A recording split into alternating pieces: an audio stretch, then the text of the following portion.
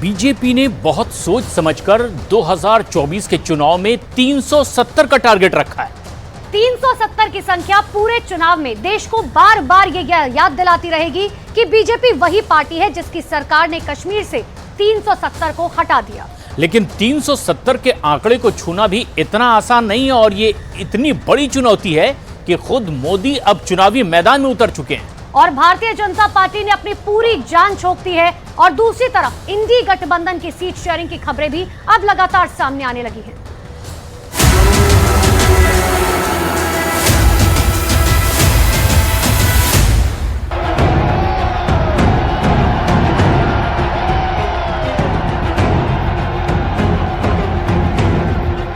दुनिया की हर शक्ति जानती है, आएगा तो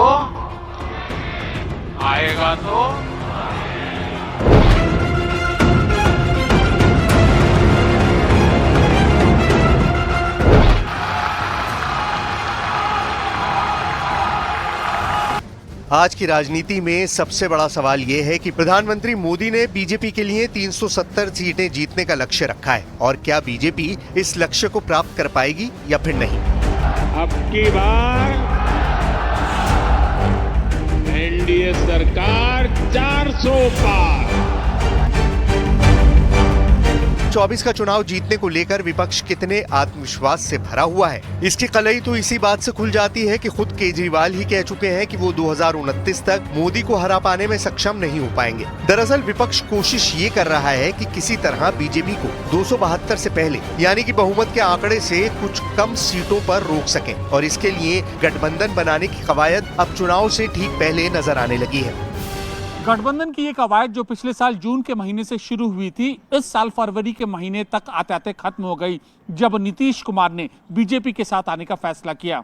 एक बार फिर गठबंधन की ये कोपलें फूट रही हैं जब इसको बरगद का भी रूप देने की कोशिश की जा रही है। औपचारिक तौर से गठबंधन की घोषणा की गई है। 17 सीटें कांग्रेस को मिला है, 1 सीट चंद्रशेखर आजाद जी की पार्टी को मिला है और बाकी सीटें सपा लड़ेगी।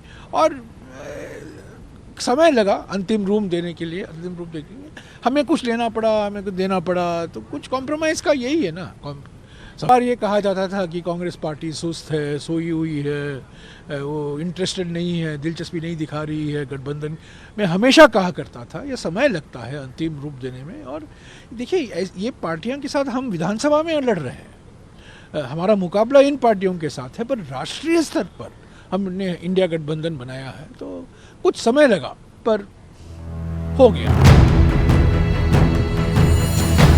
दरअसल खबर बहुत बड़ी है। दिल्ली और गुजरात में आम आदमी पार्टी का गठबंधन तय हो गया है। वहीं उत्तर प्रदेश और मध्य प्रदेश में समाजवादी पार्टी और कांग्रेस पार्टी के बीच यानी राहुल और अखिलेश के बीच सीटों का बंटवारा हो चुका है। देर से ही सही, लेकिन मोदी के खिलाफ एक गठबंधन तैयार होता नजर आ रहा है। लेकिन बड़ा सवाल यह है कि क्या यह गठबंधन इतना मजबूत हो पाएगा कि बीजेपी को हरा दे या फिर भारतीय जनता पार्टी को जादुई आंकड़े 272 से पहले रोक दे। विपक्ष के नेताओं और राहुल गांधी का सपना तो यही है कि मोदी को 272 के बहुमत से पीछे धकेल दिया जाए। विपक्ष की इस रणनीति पर आगे चर्चा करेंगे, लेकिन सबसे पहले ये देख लेते हैं कि आखिर कहां, कैसे, कितनी सीटों पर किस पार्टी के साथ कांग्रेस पार्टी का गठबंधन हो गया है या फिर उसकी बातचीत चल रही है। उत्तर प्रदेश में 80 लोकसभा सीटें हैं। 21 फरवरी 2024 को कांग्रेस और समाजवादी पार्टी का गठबंधन हो गया और तय फैसले के तहत कांग्रेस यूपी में 17 सीटों पर चुनाव लड़ेगी और बाकी बची 63 सीटों में से ज्यादातर पर समाजवादी पार्टी अपने उम्मीदवार उतारेगी।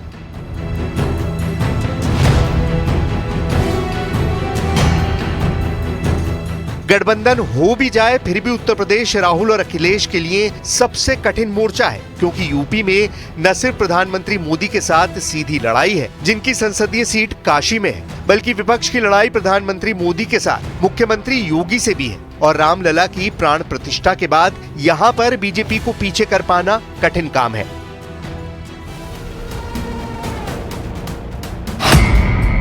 यूपी में 17 सीटों पर कांग्रेस चुनाव लड़ने जा रही है। रायबरेली, अमेठी, कानपुर, फतेहपुर सीकरी, बांसगांव, सहारनपुर, प्रयागराज, महाराजगंज, वाराणसी, अमरोहा, झांसी, बुलंदशहर, गाजियाबाद, मथुरा, सीतापुर, बाराबंकी और देवरिया। लेकिन बड़ी बात यह है कि साल 2017 के विधानसभा चुनाव में भी कांग्रेस और समाजवादी पार्टी के बीच गठबंधन हुआ था। तब दोनों ही गठबंधन पार्टी ने ये नारा दिया था कि यूपी को ये साथ पसंद है। तब यूपी के दो नेता, यूपी के दो लड़के इस संदेश को देते हुए नजर आते थे। तो क्या इसका दोनों ही पार्टी को राजनीतिक लाभ हुआ था? ये तो आने वाला वक्त ही बताएगा।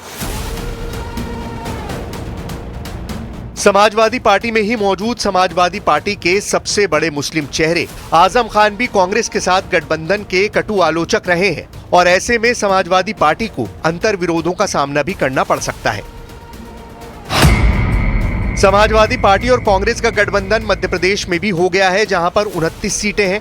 21 फरवरी 2024 को ये तय हुआ है कि समाजवादी पार्टी खजुराहो सीट पर चुनाव लड़ेगी। बाकी बची 28 सीटों पर समाजवादी पार्टी कांग्रेस का समर्थन करेगी।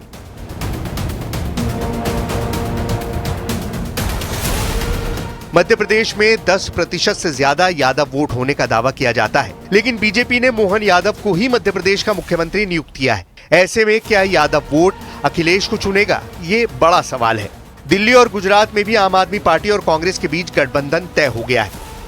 अगर हम दिल्ली और गुजरात के चुनाव की बात करें तो यहां पर आम आदमी पार्टी और कांग्रेस के गठबंधन होने से नतीजे दिलचस्प हो सकते हैं, क्योंकि पिछले विधानसभा चुनाव में गुजरात में बीजेपी ने ऐतिहासिक जीत दर्ज की थी।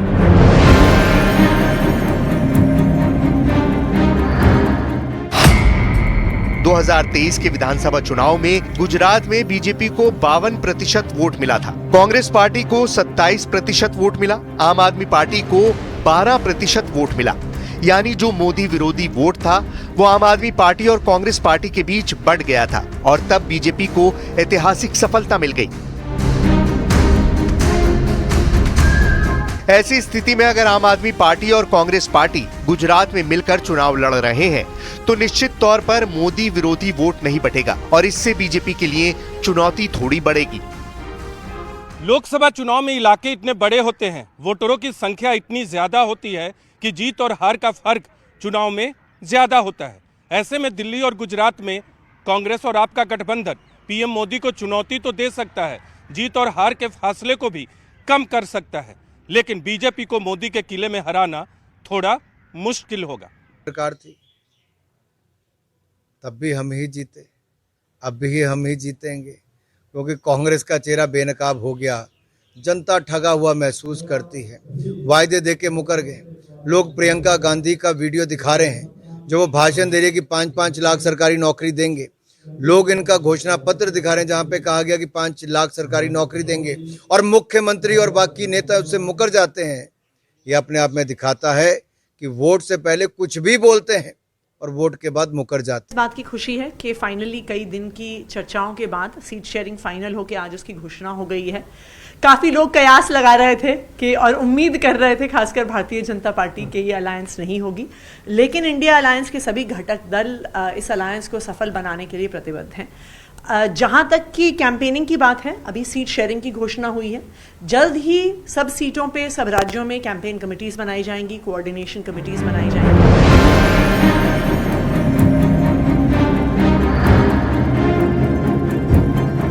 गुजरात में बीजेपी अगर अपना पुराना वोट भी हासिल करने में कामयाब हो जाती है तो भले ही वोटों का अंतर कम हो जाए, लेकिन बीजेपी को हरा पाना फिर भी आसान नहीं है। गुजरात में कुल मिलाकर 26 लोकसभा सीटें हैं। फिलहाल गुजरात की सभी सीटों पर बीजेपी काबिज है, लेकिन 2024 में गठबंधन के मुताबिक गुजरात में कांग्रेस 24 सीटों पर चुनाव लड़ेगी। भरूच और भावनगर लोकसभा सीट पर आम आदमी पार्टी चुनाव लड़ेगी। गठबंधन का जन्म देश को जिताने के लिए हुआ है, देश की जनता को जिताने के लिए हुआ है, किसी को हराने के लिए नहीं हुआ है। अब ये बात अलग है कि भारतीय जनता पार्टी अपने कर्मों से जिस तरीके से इस देश को पीछे धकेल रही है, तो ये उनकी नियति कि उनको हारना है।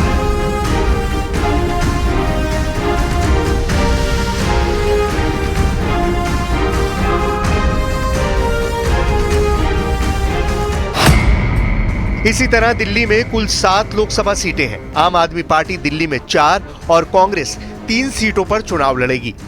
संभव है 2 अलग अलग राजनीतिक दल हम होने की वजह से अलग अलग चुनाव चिन्हों पर हम ये चुनाव लड़ेंगे, लेकिन हमारी जिम्मेदारी रहेगी कि दिल्ली में कांग्रेस पार्टी 3 पर प्रत्याशी रखने के बाद भी 7 पर हम किस तरह से कामयाब हो सकते हैं, उस दिशा में हमारा प्रयास रहेगा और हमारे तमाम कार्यकर्ता और नेता उस दिशा में प्रयास करेंगे।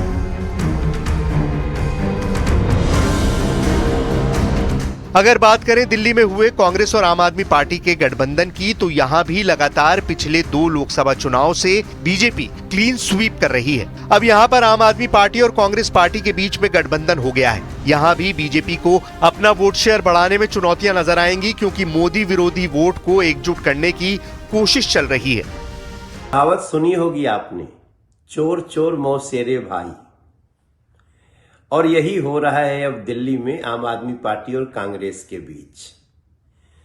आम आदमी पार्टी के कार्यकर्ता घोर निराशा में है, क्योंकि अरविंद केजरीवाल जी जिनको बोलते थे इनको जेल भेजना है, इन कांग्रेसियों को जेल भेजना है, सोनिया जी को, राहुल जी को, अब उन्हीं के चरणों में लेट गए हैं।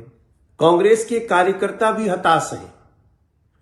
जिन कांग्रेस को गाली दे देकर 15 साल की सत्ता से हटाया था अरविंद केजरीवाल ने और आम आदमी पार्टी ने, आज वही अरविंद केजरीवाल राहुल गांधी जी के साथ रोटियां तोड़ रहे हैं। गठबंधन बनाने के लिए सबसे अहम सूत्र यह है कि सबसे मजबूत ताकत के खिलाफ गठबंधन बनाकर लड़ने में ही समझदारी है। विपक्ष इस वक्त देश में बीजेपी को सबसे बड़ी राजनीतिक ताकत मानता है और ऐसे में उसे हराने के लिए उसे एक बेहतर विपक्ष गठबंधन बनाने के लिए तैयार करना भी जरूरी। लेकिन प्रधानमंत्री मोदी का निशाना यूपी की रैलियों में परिवारवाद पर है। मुरादाबाद की सीट कांग्रेस पार्टी को नहीं मिली है, लेकिन फिर भी राहुल और प्रियंका ने यहां पर अखिलेश की पार्टी के लिए प्रचार किया है और शायद इसीलिए परिवारवाद के सवाल को प्रधानमंत्री लगातार अहम मुद्दा बना रहे हैं। परिवारवादी पार्टियों की एक और पहचान है, ये अपने परिवार से बाहर किसी भी दलित आदिवासी को आगे बढ़ने नहीं देना चाहते। दलित आदिवासियों का बड़े पदों पर बैठना इन्हें बर्दाश्त नहीं होता है। आपको याद होगा जब देश में पहली आदिवासी महिला राष्ट्रपति बनने के लिए महामहिम द्रौपदी मुर्मू जी चुनाव लड़ रही थी, तो किन किन लोगों ने उनका विरोध किया था, किन किन पार्टियों ने उन्हें हराने के लिए सियासी लामबंदी की थी। वे सब की सब यही परिवारवादी पार्टियां आई थी जिन्हें चुनाव के समय दलित, पिछड़ा, आदिवासी अपना वोट बैंक नजर आने लगा।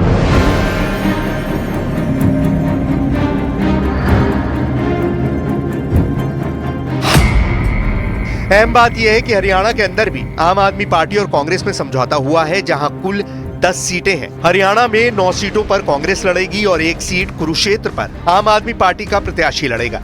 यहां भी फिलहाल सभी सीटों पर बीजेपी काबिज है। गठबंधन में दलों के मिलने से दिल मिल जाते हैं, और अगर दिल नहीं मिलते राजनेताओं के, तो क्या जनता को ये मिला पाएंगे? खास तौर पे जब इनका मुकाबला प्रधानमंत्री मोदी जी जैसे नेतृत्व लेड भारतीय जनता पार्टी के संगठन से हो।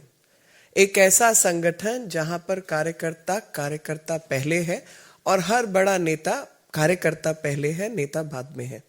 और वो जो शक्ति संगठन की है, वो जो शक्ति प्रधानमंत्री मोदी जी के नेतृत्व की है, उनके सामने ये जो बेजोड़ गठबंधन है, इससे क्या लाभ मिलेगा? चंडीगढ़ सीट पर समझौते के मुताबिक कांग्रेस पार्टी चुनाव लड़ेगी और आम आदमी पार्टी उसका समर्थन करेगी।